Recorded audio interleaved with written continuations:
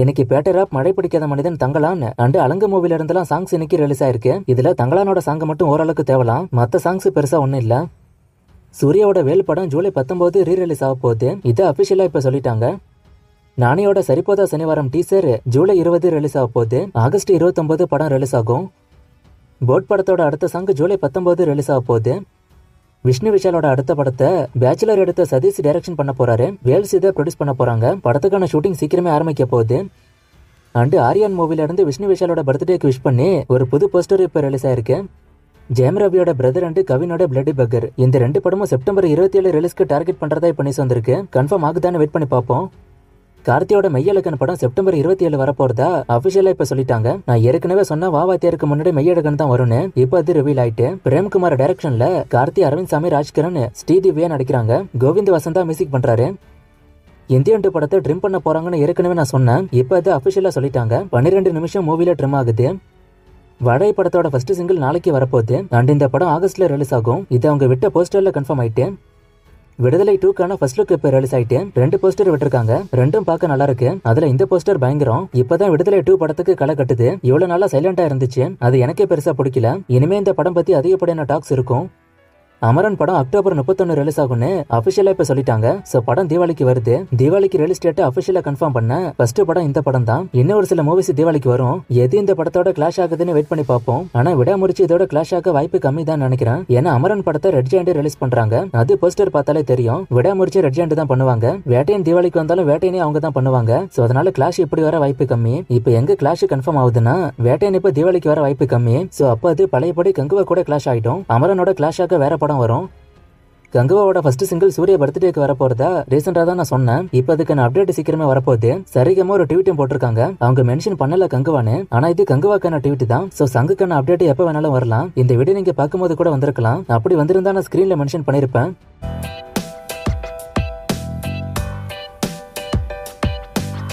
ராயன் படம் எத்தனை லாங்குவேஜ்ல வருது அண்ட் இந்த மூவில நித்யா மேனன் இருக்காங்களான்னு ஒருத்தர் கேட்டிருக்காரு. ஷூட்டிங் ஸ்பாட்ல அவங்க இருந்தாங்க, ஆனா இப்ப ஸ்டார் காஸ்ட்ல அவங்க பேர் இல்ல. சோ இவங்க மூவில இருக்காங்களான்னு கன்ஃபார்மா தெரியல. ராயன் படம் தமிழ், தெலுங்கு, ஹிந்தில வரும்னு ஃபர்ஸ்ட் சொன்னாங்க. இப்ப லாங்குவேஜ் இன்க்ரீஸ் பண்றாங்களான்னு வெயிட் பண்ணி தான் பார்க்கணும்.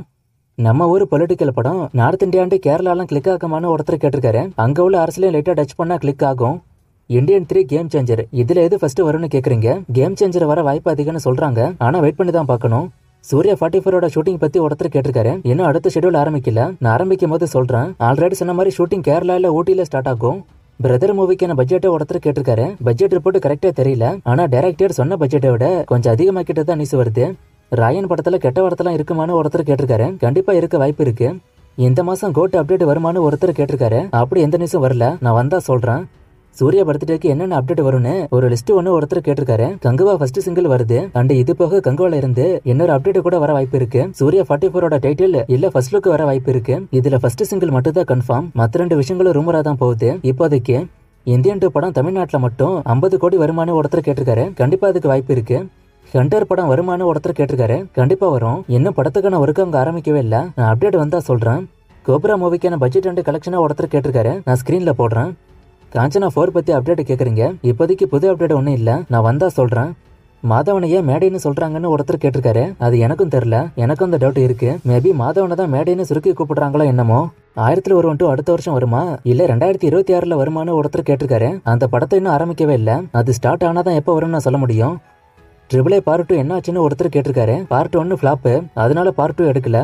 விடாமுறிச்சி ரிலீஸ் டேட்டை ஒருத்தர் கேட்டிருக்காரு. அமரன் வேற இப்ப தீபாவளிக்கு வந்துட்டு, சோ அதனால விடாமுறிச்சி இப்ப எந்த டேட்டுக்கு போகும்னு கன்ஃபார்மா தெரியல, நான் அப்டேட் வந்தா சொல்றேன்.